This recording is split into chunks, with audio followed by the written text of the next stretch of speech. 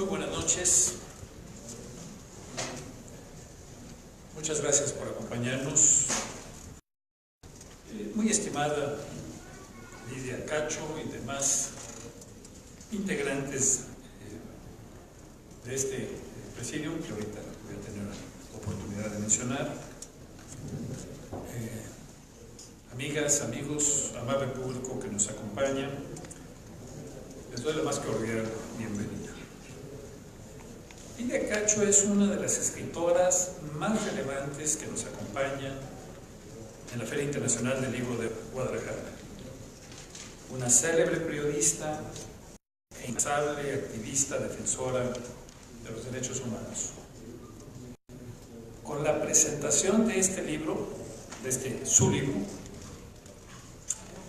suman ya 6 las actividades que nuestra invitada ha tenido durante esta 32ª edición de la Feria del Libro.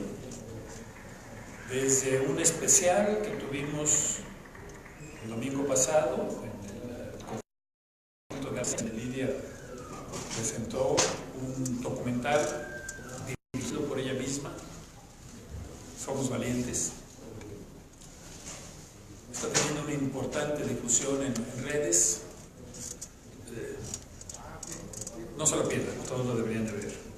Hasta su participación en el homenaje que le hicimos a Saramago, su participación en diversas presentaciones de libro, que sabiendo que está aquí Lidia, que es extraordinariamente conocedora y articulada de diversos temas, aprovechan para invitarla, su participación en el foro MeToo, su destacada participación en el foro MeToo, y ahora la presentación de su más reciente libro. Bueno, agradecemos mucho esta intensa participación de Lidia Cacho, pero estoy seguro que sus lectores lo aprecian más. Esta noche tenemos la oportunidad de acudir a la presentación de su más reciente publicación. Ellos hablan, un libro que no tengo duda será de gran interés para todo el mundo. Estamos frente a una obra que, como su propia portada explica, reúne testimonios de hombres, la relación con sus padres, el machismo y la violencia. Un asunto de suyo polémico y difícil, cada vez menos difícil, pero también una conversación impostergable. Los hombres y las mujeres necesitamos entender lo que sucede. Requerimos vernos en un espejo y darnos cuenta de cómo actuamos en lo individual, en lo familiar y en lo social, si es que aspiramos a verdaderos cambios. Bueno, agradezco por ello la presencia también del escritor Alberto Ruiz Sánchez, así como de la comunicadora Mariana Hernández y del escritor Emiliano Monge. Saludo igualmente a la editora Fernanda Álvarez, quien además nos hará el favor de hacer la moderación de esta presentación. Bienvenidos todos ustedes a la FIL. Muchas gracias. Disfruten.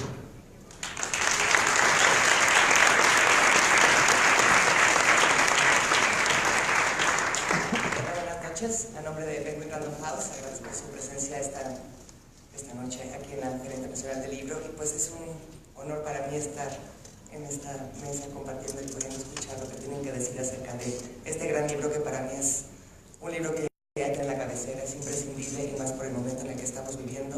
Un libro que toca evidentemente el feminismo, pero que también nos habla de esas masculinidades y esa conciencia que tenemos que ganar y que es momento de hacerlo. Sin más, voy a presentar rápidamente Mariana H., escritora y periodista; Emiliano Monge, gran novelista también, que presentó ayer su novela; Alberto Ruiz Sánchez, que no solo es uno de los grandes escritores, sino también es parte del libro, así que nos hablará desde ese punto; y por supuesto Lidia Cacho, que siempre es un placer compartir contigo y bueno, escucharte. Así que sin más, Mariana, muchas gracias. Gracias, mi querida Fer. En este momento estoy muy nerviosa y he presentado muchos libros en esta feria durante muchos años, pero mis nervios son porque parece que de este tema no se puede ya hablar, porque si dices una palabra eres sexista, porque si dices otra palabra eres sexista, porque si te tropiezas en el metro y le arrimaste sin querer a una chava, eres un acosador, porque un montón de cosas. O sea, yo siento que este momento es muy difícil para todos y para todas, y el hecho de decir todos con X o tadas o tedes no significa que se acabe con los feminicidios, ¿no? Entonces estamos polarizados de una manera muy, muy aguerrida, cuando esta no es una guerra. Yo incluso no quiero decir que es una lucha, sí es una lucha de las mujeres, pero lo que yo quisiera que fuera es un diálogo. Me da muchísimo gusto que estén tantos hombres aquí, porque a mí no me parece que los encuentros para hablar de lo femenino o en contra de la violencia sea de mujeres hablando para mujeres acerca de lo que nos pasa a las mujeres. Yo soy la que piensa, lo digo a título personal, que no podemos, no queremos y no debemos de hacer esto solas. Solo las mujeres, quiero decir. Necesitamos de sus voces, necesitamos de su complicidad. Yo quiero ser muy breve además, porque este libro me ha movido muchísimo, porque me ha movido además a niveles en los que yo, leyendo los testimonios de hombres, me acuerdo de mi mamá, que mi mamá fue de alguna manera ese hombre en mi vida. Esas violencias que se catalogan como de hombres han sido las mías y fue mi mamá, ¿no? De alguna manera. Entonces, todos somos ciudadanos, y entonces tengo que decir ciudadanos, ciudadanas o ciudadanos que hemos vivido violencia por parte de mujeres. En lo personal, yo he sido violentada, por ejemplo, físicamente, por hombres y mujeres. Esos hombres y mujeres fueron mi mamá y mi papá, y muchos años después mi pareja. Y esas tres figuras estábamos en nuestra casa. Entonces, lo que hace Lidia creo que es súper importante, porque está enfocando en las historias de estos hombres, lo que sucede en nuestras casas, que es lo que al final se proyecta en una sociedad, en un estado, en un país, en el mundo. Cuando he hablado de este libro, cuando he dicho voy a presentar a Lidia Cacho, con ellos hablan, he escuchado estas expresiones dentro de esta feria del libro, que en teoría, y con editores, con escritores, que en teoría son gente revolucionada, inteligente, informada, empática, y he oído cosas, y te lo digo, Lidia, sabes que con todo respeto, porque no, pinche Lidia, ya que la deje de hacer de pedo, ya que se calle, de hombres. Y he oído de mujeres que dicen, pinche Lidia, ahora resulta que va a poner a los hombres ahí a llorar, como si ellos hubieran sufrido tantos, pinches maricas. Y eso es gravísimo. O sea, yo sé que nos causa gracia porque así crecimos con ese tipo de humor, pero entonces ahora resulta que ellos no tienen voz, ahora resulta que es una guerra, y no lo es. Entonces creo que lo que hace Lidia es súper importante para decir, a ver, vamos juntos en esto, y si ellos se equivocaron, si ellos hicieron tal cosa, bueno, aquí está su historia, y aquí está su voz, y es igualmente importante. Otro editor me dijo, a los hombres ya le dieron mucha voz. Sí, es cierto, les han dado mucha voz, pero no ahorita, no en esto, no haciendo esa empatía, que yo creo que el puente necesario es eso: diálogo más que lucha, guerra nunca, y empatía. ¿Y cómo se puede hacer la empatía? Hablando de las historias como tú lo hiciste, y creo que es súper importante. Lo que sucede aquí por parte de Lidia no hay juicio, no hay justificación, es entender, y esa creo yo que es la base de este diálogo que queremos hacer, si es que lo que realmente queremos hacer es un cambio y no una lucha, y mucho menos una guerra. Así que yo celebro profundamente este libro, y si me tengo que seguir peleando con mucha gente en la feria, lo voy a seguir haciendo. No me voy a pelear ni por Paco Ignacio, ni por AMLO, ni por... No, me voy a pelear por esto, porque esto nos concierne a todos. Gracias, Lidia.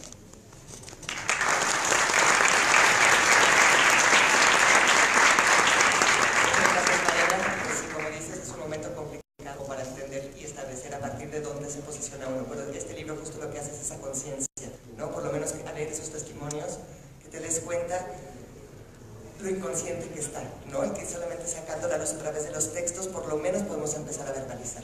Emiliano, por favor. Muchas gracias. Buenas noches a todos. Yo también estoy nervioso por estar aquí, bastante nervioso por varios de los motivos que mencionaba Mariana.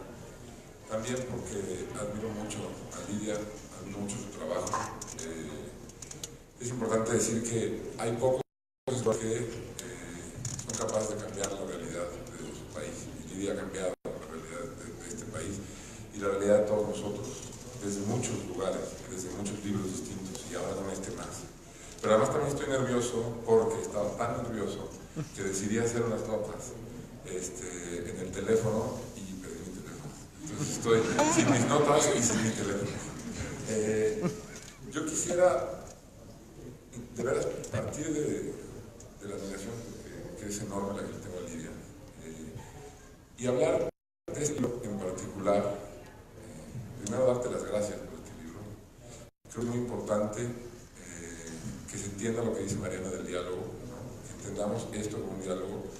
Yo creo que es tan machista este país, tan profundamente machista, tanto los hombres como muchas de las mujeres, que es muy probable que a las mismas personas a las que Mariana les ha dicho que va a presentar este libro, se los haya dicho yo.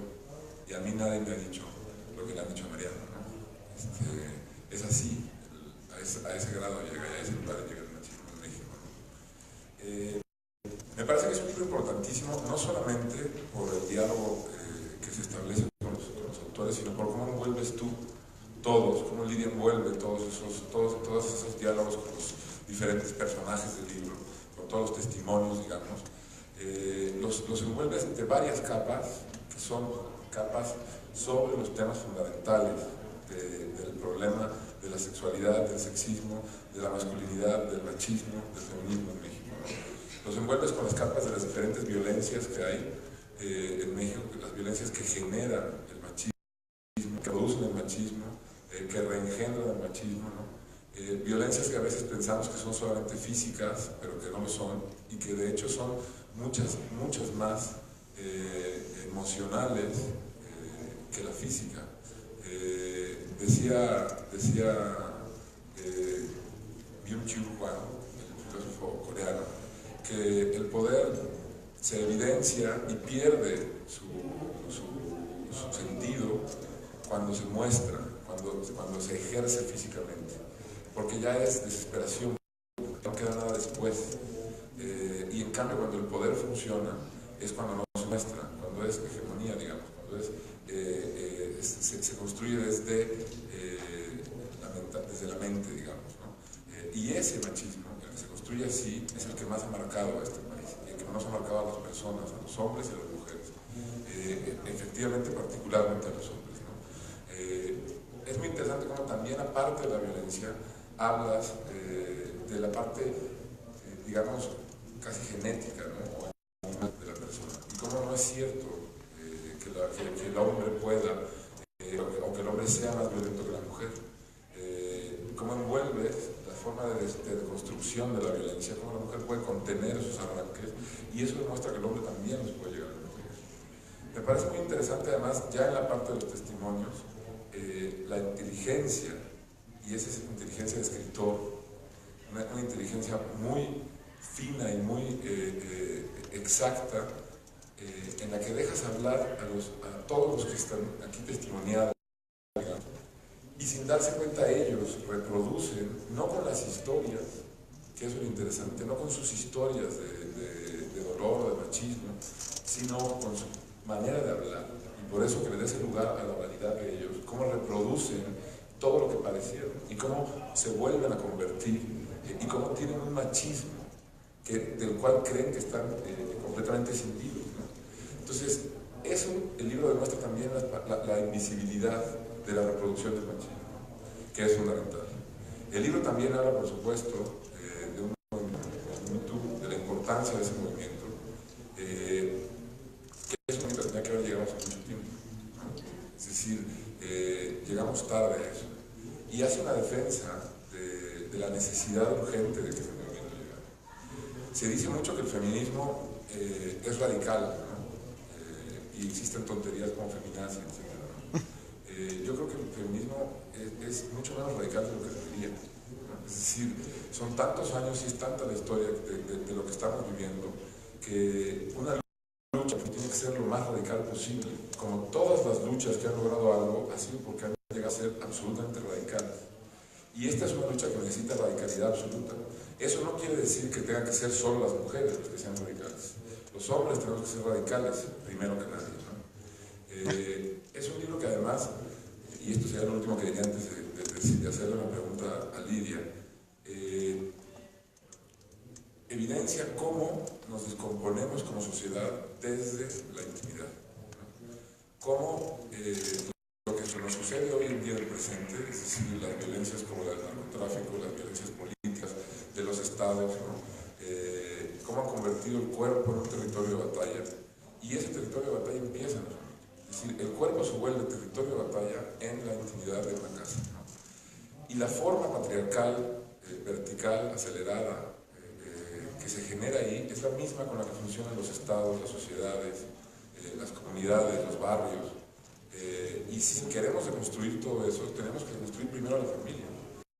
Hay países del mundo donde la familia esté tan descompuesta como México, ¿no? Y no es casual que también sea un país con un nivel de machismo como el que tenemos en México.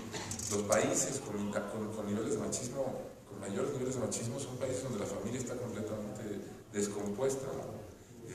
Ayer decía una autora inglesa que en Inglaterra no hacía falta el feminismo porque no había ningún problema.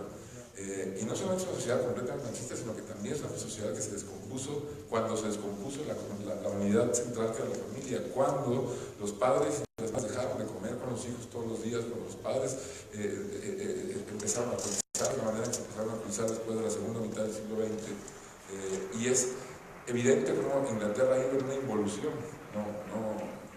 Tendríamos que decir que es una sociedad más machista hoy en día, ¿no? Entonces yo lo último que quisiera decir y quisiera preguntarte, Lidia, es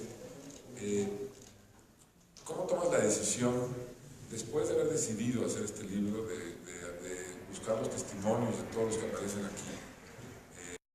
¿En qué momento decides dejarlos limpios, completamente transcritos, sin que tu voz aparezca, que sea solamente la voz de ellos, que les permitas volverse transparentes, ¿no?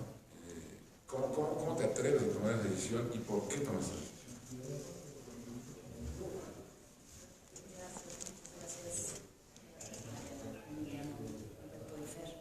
Gracias a ustedes por acompañarnos.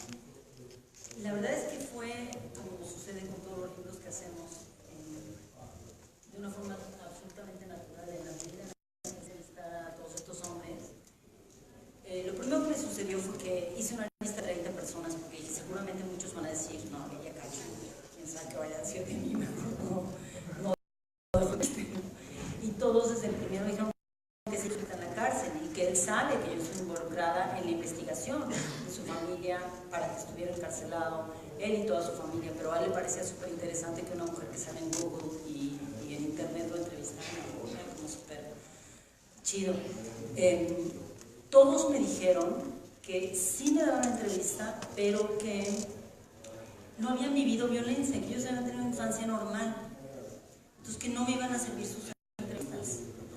Y entonces les dije, perfecto, yo no quiero un libro sobre infancias violentas, quiero un libro en el que ustedes me cuenten, a través de su vida, cómo fueron construyendo su masculinidad, quiénes impactaron su visión del mundo para convertirse en hombres, qué significa para ustedes ser hombres de verdad, si existen los hombres de mentiras, cada vez que alguien dice que ese no es un hombre de verdad.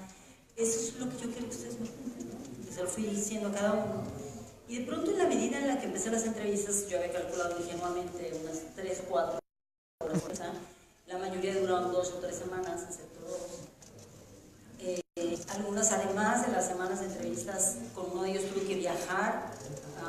Uno viene a Guadalajara y otro, y está aquí, le agradezco muchísimo que me acompañen, y otro en Monterrey. Tuve que ir a Monterrey porque entró en crisis y me escribió y me dijo, necesito que vengas porque acabo de descubrir, después de que ya me había dicho toda su historia, que es brutal, dolorosísima, acabo de descubrir cosas que no sabía y necesito contártelas. Y entonces, claro, se empezó a convertir como una especie de proceso terapéutico, de entrevistas terapéuticas en las que ellos empezaron a llorar, excepto uno de ellos que ya estaba en terapia, ninguno en realidad había hecho terapia. Cuando empezaron a llorar conmigo y demás, de pronto yo hacía apuntes y apuntes y apuntes, y era de tal magnitud la fuerza de la transparencia, de verlos cómo comenzaron a arrodillarse frente a sí mismos y su propia infancia, que pensé, yo no tengo nada que hacer en este libro. Mi única misión es ser un puente para que estas historias se den a conocer. Y no amarlo porque, pues, claro, la chamba la hice yo. Pero fue muy conmovedor y un aprendizaje brutal. Entonces, en cuanto yo llegué y empecé a hacer las entrevistas y a limpiarlas, digamos, todo esto que hacemos cuando hablamos, que repetimos palabras, que usamos cierto lenguaje reiterativo inútil, digamos, para un texto, fue lo único que hice con todas las historias. Y en la medida en la que hice la primera, dije, esto es. Después de la primera historia ya transcrita, este entrevistado, que no es la primera en el libro, el entrevistado me llamó por teléfono y me dijo que me quería pedir un favor enorme, que sí quería que apareciera su historia, pero quería que no pusiera su nombre, porque sentía que toda su familia lo iba a reconocer y era una carga con la que él no iba a poder manejar ni en su familia, ni en su comunidad, ni en su empresa, ni en su contexto. Y entonces, bueno, de pronto entrevisté a un hombre gay, un activista súper famoso que me contó una historia importantísima para mí, me parecía que era central en el libro, y él me llamó para decirme que no quería que saliera la historia después, porque fue larguísima la entrevista, porque temía que lo iban a reconocer y entonces se iba a caer toda esta figura que él había construido como un gran activista de la defensa de los derechos de los hombres gay. Y es el único testimonio que tuve que sacar. Ya que leyó el libro ahora, me escribió para preguntarme si hay segunda parte, porque ahora sí quiere que salga. Porque ya siente que hay comunidad. Entonces lo que le fue pasando a cada uno fue exactamente eso, que todos sentían que su historia era única, que ellos eran niños solos en un mundo de hombres o de padres y madres violentos, de diferentes violencias sin duda. Y creo que esa es la tarea de un periodista. O sea, nuestra tarea es solo ser puentes y eso fue lo que quise hacer con este libro, convertirme en un puente, y espero haber honrado la palabra que les cedí a estos hombres cuando les dije que iba a respetar todo lo que me habían dicho y lo que me habían pedido que no me contara. Gracias, Lidia. Les doy la palabra ahora a Alberto. Antes que nada, muchas gracias, Lidia, por invitarme con todos los amigos de la feria y estar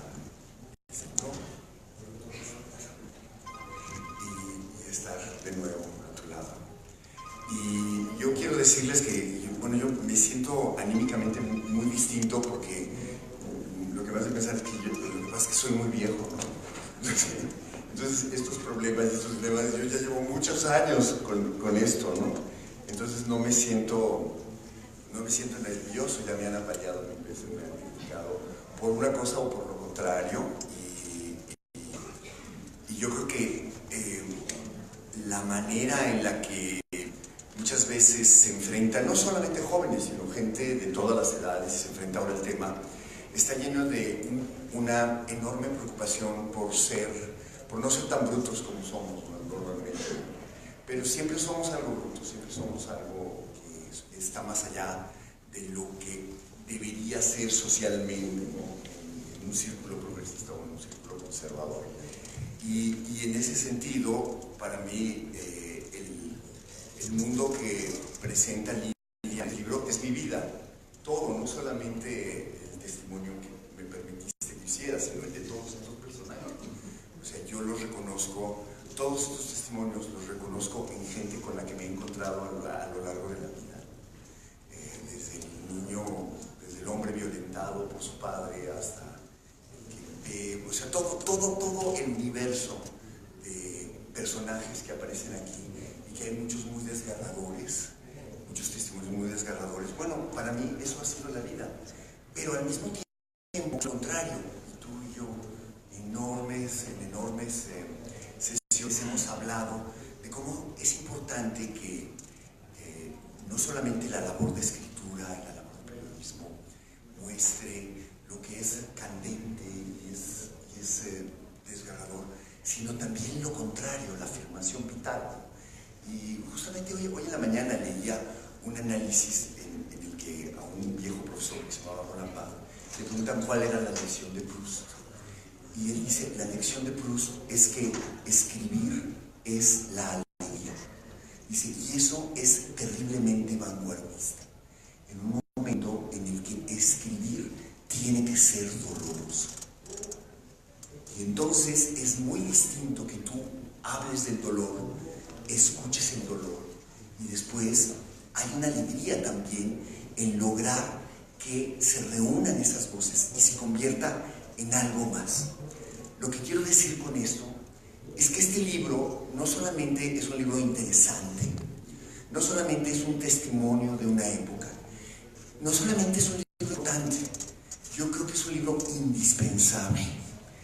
Y es un libro que tiene una dimensión didáctica enorme, porque aunque Lidia, el cuerpo central del libro sean los testimonios presentados por una periodista, hay una introducción al principio de Lidia que está llena de esa inteligencia avasalladora pero sutil de Lidia.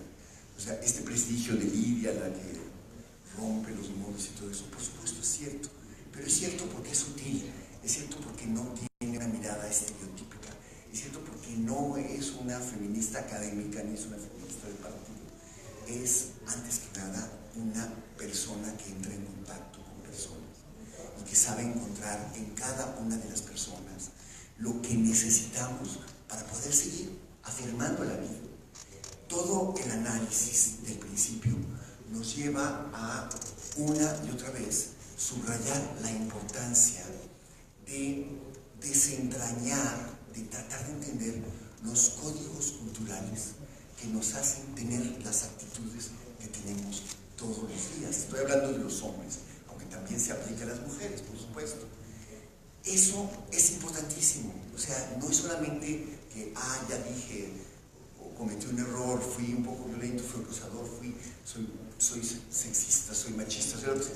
No, es ¿de dónde viene eso? ¿Dónde surgió? ¿De qué está hecha esta dimensión de lo que yo soy? Y sobre todo, ¿se quita? Y si se quita, ¿cómo? ¿Por dónde comenzar? Entonces, ese prólogo está encaminado a eso y toca enormes dimensiones de la vida. Después vienen todos los testimonios en los que hay de todo, ¿no saben? La variedad enorme de testimonios es increíble y yo agradezco porque aunque hay algunos que nos parezcamos a ciertos personajes y otros a otros, todos tenemos algo de todos. Y una de las cosas que dice Lidia, pero como ella no quiere insistir, pero a mí me parece que es muy importante, sobre todo, digamos, de los hombres que normalmente se sienten culpables, es que, y eso es fundamental, tener una actitud antimachista no es una cuestión de opinión, ¿no? O sea, no es una cuestión, o sea, es una lucha cotidiana por desmontar las cosas que a ti te han hecho hacer, decir, o sea, porque en este momento yo siempre creo que hay que juzgar a las personas más por lo que hacen que por lo que declaran y por lo que, yo creo que, y sobre todo por ejemplo en la política, ¿no? Y en los grandes protagonistas políticos, no me fijo tanto en lo que dicen sino en lo que hacen, son cine mudo. Pero en este caso, en el caso del machismo, las palabras son actos, porque también hay esa dimensión. Hay palabras y hay maneras de hablar que son actos. Y aquí lo que estamos viendo son actos y tremendos dramas de la formación del machismo y la manera en que puede ser identificado. La segunda, digamos, la tercera parte del libro, si la segunda son los testimonios, y es un arcoíris amplísimo de testimonios, que nos obliga a todos, y que nadie diga yo no, pero que tampoco diga pobrecito de mí o tampoco se flagele. A vernos en un espejo. ¿Y qué nos dicen los espejos? Pues Nos dicen que no estamos como nos imaginamos, por supuesto, pero también que estamos vivos, porque el espejo no es la fotografía, somos en movimiento, y que de pronto un día tienes esta cara y otro día tienes otra. El libro es un libro espejo, es un libro primero que propone el marco del espejo. Veas que ese espejo va a entrar hasta ciertas profundidades y a ti te toca ver por qué tienes esa cara de amargado, por qué tienes esa falsa sonrisa, por qué tienes esta cara de canijo, ¿no?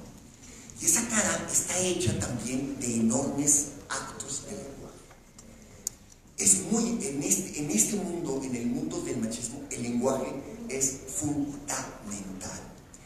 Y la tercera parte es una parte mucho más didáctica, que a no todo el mundo le funciona, no te lo voy a decir por qué, pero es increíble porque yo lo he aplicado a varias personas.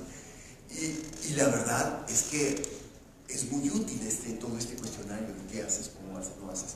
Lo que pasa es que hay algunos, ya los que somos machos viejos, que ya te aprendes a hacer las respuestas correctas. O sea, como todos los cuestionarios, también hay los mañosos, ¿no? Y además hay una bibliografía, hay una bibliografía de referencias web, para el que quiera, y hay una bibliografía de libros también. Entonces, este libro, de alguna manera, es un libro indispensable. ¿Indispensable para qué? Para pensarnos, porque no solamente basta con vernos.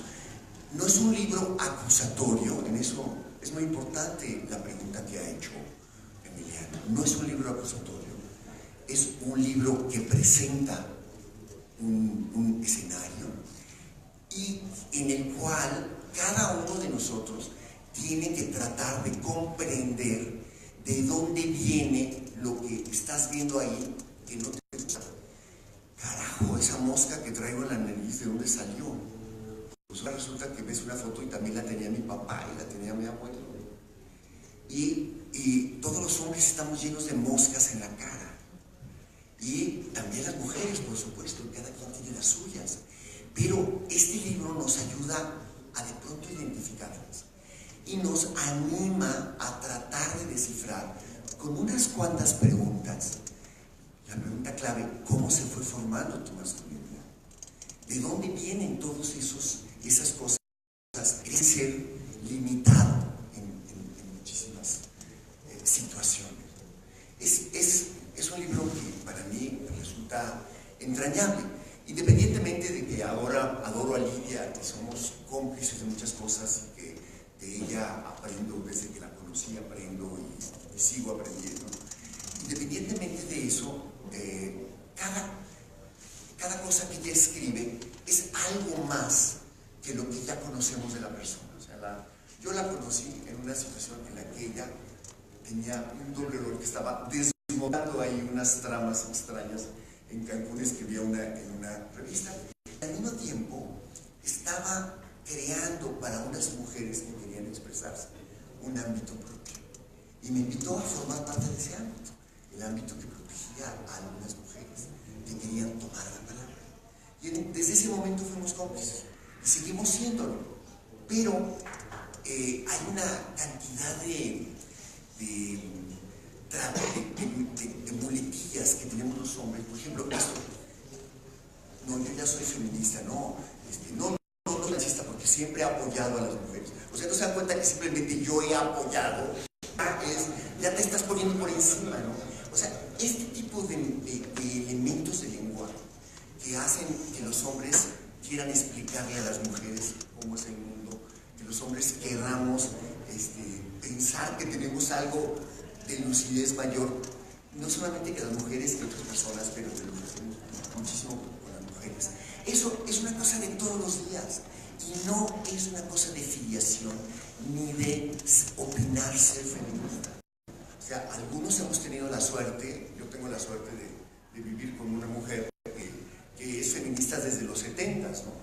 Y que yo tenía que sensibilizarme para empezar, porque quería seguir viviendo con ella.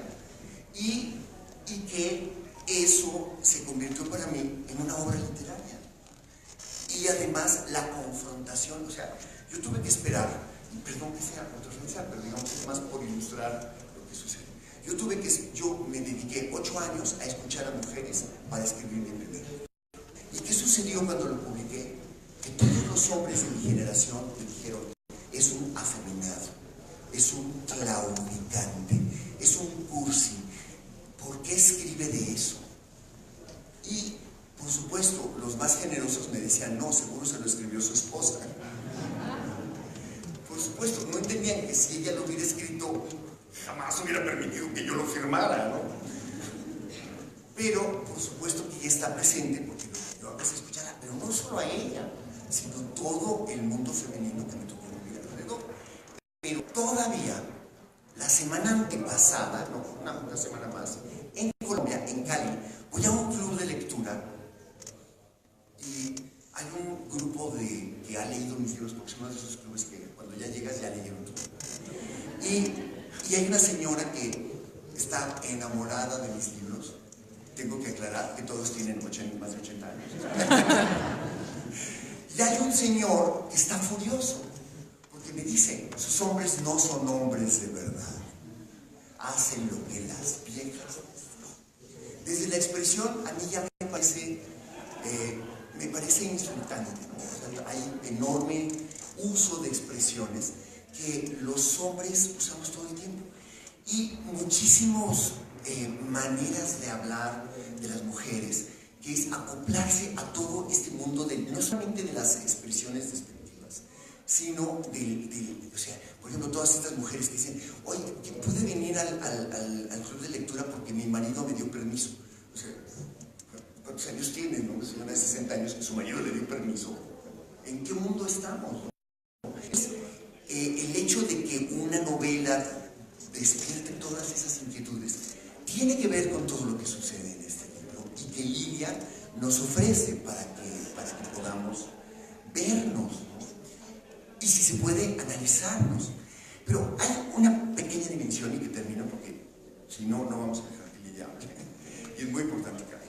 Es nada más esto. Hay una cosa muy importante que Lilia dice: todas las sujeciones políticas, y es muy importante el tema de la servidumbre voluntaria, de todas las personas que quieren ser esclavas de un líder político, de un de trabajo, que le lamen la suela a un patrón o a un líder político. No estoy hablando de ideologías, de derecha, de izquierda, del partido que sea. La gente que cree que su líder es infalible y que hay que perdonarle todo, tiene, como dirían en Estados Unidos, daddy issues. O sea, comienza en casa. De la misma manera que Jung decía que todos nacemos con un concepto de Dios bajo el brazo. Y los que creen que Dios es un regañón, pues es porque su papá fue un regañón. Y los que creen que Dios es muy bueno, pues es porque su Dios. Pero lo que hoy en día aquí no podemos tolerar es que la gente crea que vale la pena soportar la mierda de un señor, sea presidente o sea lo que sea, o sea presidente de los Estados Unidos, y que hace bullying a los demás. Y para el bullying del que aquí van ustedes a ver, consiste a veces simplemente en ponerle un apodo al enemigo, descalificarlo moralmente, es hacer bullying. Decir Hillary Clinton o Ricky Ricón, no sé qué, es bullying, y es descalificar moralmente al otro. Y no hay que tolerarlo nunca en nadie, y menos en nosotros.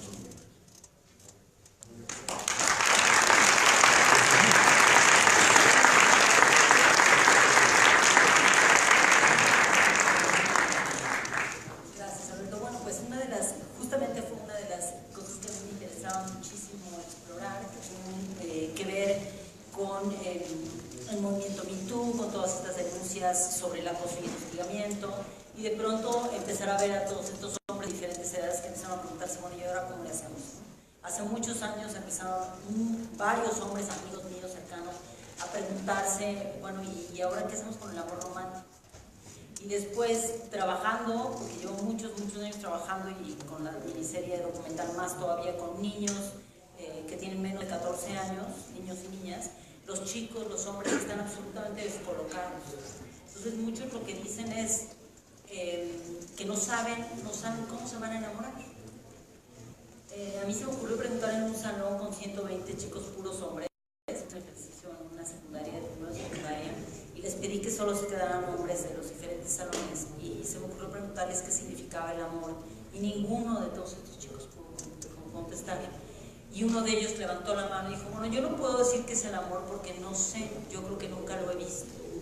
Lo que sí puedo decir es lo que no es el amor. Y yo dije, no, bueno, para presidente, la República del Amor.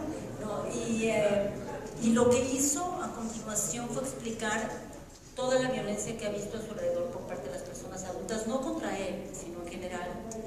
Y cómo ve como los chicos más grandes en la escuela, los niños le quitan el teléfono a las chicas para checar su WhatsApp, les dan órdenes de qué sí hacer o qué no hacer, como las chicas les dicen a los chavos que no pueden subir tal o cual cosa en su perfil de Facebook o de, bueno, Facebook ya es para abuelitas según ellos, o de Instagram o de la red que estén utilizando.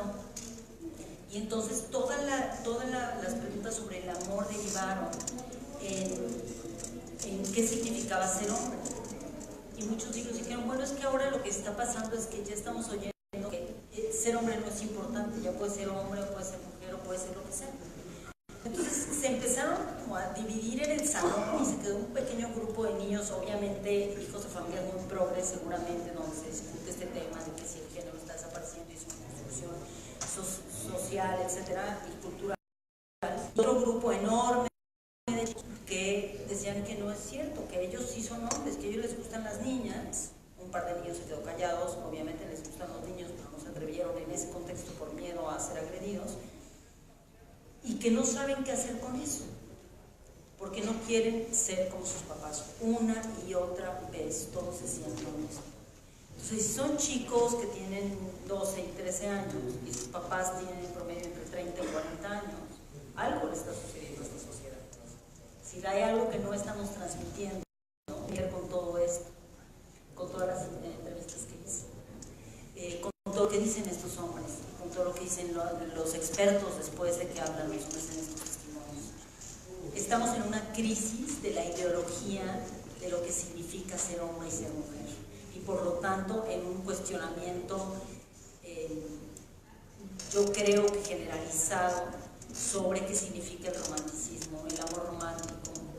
No hablo del amor romántico clásico literario, sino lo que conocemos, cualquiera que esta sea la forma, desde la telenovela que nos haya educado hasta el cine o las personas cercanas a nosotros, a quienes admiramos por su forma de relacionarse afectiva y eróticamente y amorosamente. Entonces, de pronto cuando hice este libro me acordé muchísimo de estos niños escribiéndolo. Hubo dos testimonios que mientras los escribía yo también me puse a llorar con mis entrevistados, porque más claro las grabaciones se detenían llorando, y me quedé pensando en eso. Dije, qué curioso. Fui a entrevistar a hombres adultos, excepto dos que son chicos muy jóvenes, para preguntarles sobre cómo construyeron su comunidad en la niñez, y todos los que están hablando aquí en realidad volvieron a ser niños para atreverse a hablar.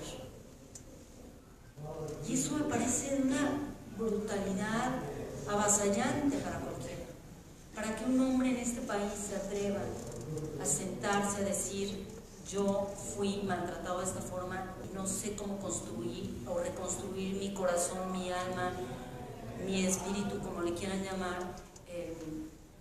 Necesito preguntarme quién soy, pero no lo puedo hacer desde mi yo adulto, porque este hombre que soy está lleno de prejuicios contra sí mismo. Y estos prejuicios contra mí son prejuicios machistas, profundamente machistas y profundamente misóginos, porque cada vez que ellos se acercaban a cualquier cosa que identificaran como lo femenino en sí mismos, porque es la cultura, aunque no creamos en ello, inmediatamente volvían a este yo misógino de yo no soy mujer, no puedo sentir esto, esto no está bien, ¿no? Eso es lo que sienten las mujeres. Yo no puedo, sí puedo llorar, bueno, estoy llorando con Lidia, se da con los mafiosos, entonces no hay ningún problema con esto. Si fuera otro grupo de periodistas probablemente no, y si fuera un hombre muy seguramente no llorarían, muy seguramente no se atreverían a llorar con un periodista hombre, aunque tuviera mucho prestigio, mucha credibilidad. Entonces, creo, para mí eso fue un parteaguas en mi trabajo periodístico, que me regresó a todo el trabajo que he hecho a lo largo de los últimos 20 años para investigar el abuso sexual infantil, la explotación sexual de los niños, la explotación laboral de los niños y las niñas como esclavas del poder. Cuando veía a todos estos niños que, mientras entrevistaba a niños y niñas en Afganistán, en China, en Colombia, en México, en Guatemala, en todos los países a los que viajé durante 5 años, los varones se tardaban mucho más en poder verbalizar su dolor y en poder verbalizar que habían sido abusados. Porque un hombre o un niño que se atreve a pararse frente a los demás, mirarles a los ojos y decirles: yo fui maltratado, yo fui abusado y no sé cómo reconstruir ese yo sentimental y emocional, siente que va a volver a ser maltratado y probablemente no sobrevivirá. Es uno de los grandes aprendizajes que adquirí al hacer este libro, y otro de ellos es que descubrí qué miedo le tienen los hombres a los hombres. La verdad es que muchos o muchas de ustedes que conocen mis otros libros pensarán: qué absurdo, si Lidia lo sabe, bueno, ¿no? Policías torturadores, etc. Los hombres tienen un terror de los otros hombres en todos los sentidos, en el sentido de ser juzgados, de ser apaleados, de ser humillados, de ser sacados del club de la tribu, de lo masculino, cualquiera que sea este nombre de la tribu, de su comunidad, familia, y de no encontrar un lugar en el mundo al que pertenecer. Y entonces por eso los hombres, cuando hacen estas entregas emocionales tan importantes, y que nada los hacen con las mujeres que aman, sean sus amantes, sus parejas, sus hermanas, sus amigas, y yo entonces descubrí por qué tengo tantos amigos hombres y por qué debería de haber sido terapeuta. Pero también me di cuenta que se pusieron muy nerviosos mis editores, los hombres de la editorial, por ejemplo. No me había pasado con ningún libro, ¿verdad, Fer? Nunca me había pasado con ningún libro que se pusieran tan nerviosos. Y con Sexo y Amor, tipos de crisis, que ya trae su cosita de investigación. Y voy a terminar diciéndoles que ayer conocí a un científico francés que estaba en un panel. Nunca había oído hablar de él. Y empecé a charlar con él y le pregunté qué investigación está haciendo. Y me dijo: bueno, yo he trabajado durante muchos años sobre la plasticidad cerebral. Durante años se ha hablado sobre la plasticidad cerebral, ya Lacan y una serie de filósofos y psicólogos y psiquiatras, etcétera, habían analizado la plasticidad cerebral. Pero nosotros, como científicos, estamos demostrando cómo se vincula la plasticidad cerebral para transformar nuestro yo con la plasticidad emocional. Y en la medida en la que haces trabajo emocional, vas reconstruyendo incluso áreas de tu cerebro que fueron dañadas por accidentes, por maltratos graves desde la infancia. Y él ha trabajado con muchísimos hombres y están en este proceso. Y a mí me parece fascinante porque esto tumba como a un muro con un buen bombazo todas las mentiras que nos estamos contando todos los días sobre el machismo. Decir es que la violencia no se puede erradicar.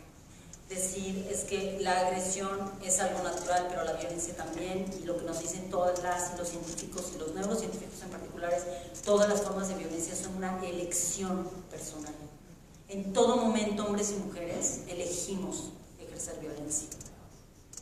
Y por eso es tan importante cuestionar el machismo como la idealización de todas las violencias, como la normalización de las violencias. Quienes hayan estado allá de Me Too, Victoria Abril fue muy impresionante, dijo: a mí nunca me ha pasado nada, yo jamás he tenido violencia, vengo a romper una lanza por los hombres pobres que sufren. E inmediatamente nos contó una historia brutal de una infancia dolorosísima donde su madre fue maltratada y abusada de puta, y ella manoseada de niña por un hombre, etcétera, etcétera. Y entonces empieza a narrar una historia de una niñez con mucha violencia y termina diciendo que ella nunca ha sido violentada por los hombres. Y luego otra feminista académica británica diciendo que el pobre Harvey Weinstein iba por ahí suplicando para tener sexo con las mujeres, y que las mujeres eligieron ser acosadas, hostigadas o violadas por él. Entonces, todas estas narrativas que repetimos, hombres y mujeres, bueno, yo no las repito, pero hay muchísima gente que las repite, no las repetimos porque somos malas personas, las repetimos porque no acabamos de entender la reflexión a la que tenemos que ir. Y esa es la aportación que a mí me gustaría dejar con este libro, que logremos entender que tenemos que sentarnos a hablar sobre las violencias desde un lugar en el que todas y todos somos capaces de transformarnos. Cuando yo le dije, bueno, perdón, voy a hacer esta referencia, no lo había planeado, pero lo tengo que decir, el 16 de diciembre se cumplen 14 años de que fue secuestrada y torturada por el Estado mexicano, por la Policía de Puebla y por la mafia, por un grupo de mafiosos. Y cuando yo vi en la cárcel al torturador, al policía que ya fue sentenciado por tortura, le dije a mi abogado, ya lo perdoné. Y mi abogado me dijo, no lo digas, no digas eso. Y el acompañante de mi abogado me dijo, ya no puede ser que seas tan buena. Lo dijo casi en un tono burlón. Yo me quedé callada porque me pasé llorando en el juzgado, obviamente, en esta confrontación con el torturador. Y cuando llegué a terapia después, entendí por qué lo había perdonado. No lo perdoné porque soy muy buena. No perdoné a mi torturador que me violó durante 20 horas, que me amenazó de muerte, que me dijo que me iba a matar, que me dispararon, me dijeron que me iban a tirar al mar y que ahora está en la cárcel pagando la primera sentencia policíaca por tortura a una mujer periodista en este país. Lo perdoné porque yo descubrí algún día, años después, que no quería que él me habitara, ni conquistara, ni mi espíritu, ni mi cuerpo, ni mi piel, ni mi memoria. Y esa para mí es la razón por la que tenemos que perdonar, o podemos perdonar, cuando aprendemos a sanar esta parte de nosotros y no permitimos que el horror nos habite, en cualquiera de sus formas, si fuimos o no víctimas. Y eso es lo que yo quiero dejar con este libro, es tratar de reflexionar sobre el machismo como un precepto cultural que ha aprendido a habitarnos y que no hemos cuestionado cómo nos ha habitado y cómo hemos dejado que colonice nuestra mente y nuestro corazón también. Muchas gracias.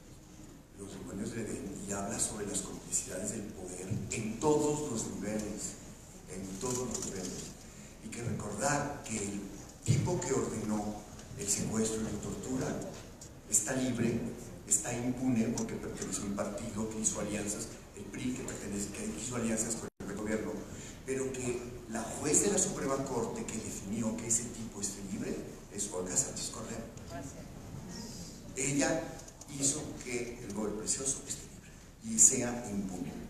No lo olvidemos en todos los momentos y en todas las situaciones y en todos los medios. No por pertenecer a ninguna pureza, nadie deja de ejercer el machismo del que sucede aquí. Hay que estar conscientes todos los días con todos los personajes. No, porque así como pertenecer a un gremio machista ciega, a los hombres los ciega, pertenecer a un partido también.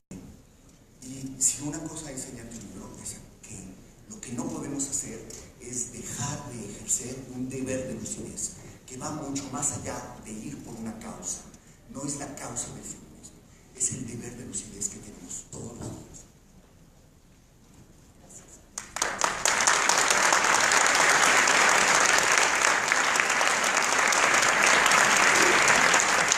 Muchísimas gracias a todos ustedes por haber compartido esta mesa. Hay mucho por pensar, por discutir, por dialogar. Muchas gracias por tu libro, por la experiencia. Fabiano y Alberto, muchas gracias. Perfecto. Sí, perfecto. Hay rato para firmar, así que aprovechemos y gracias a ustedes. Buenas noches. ¿Alguien no tiene libro de Lidia?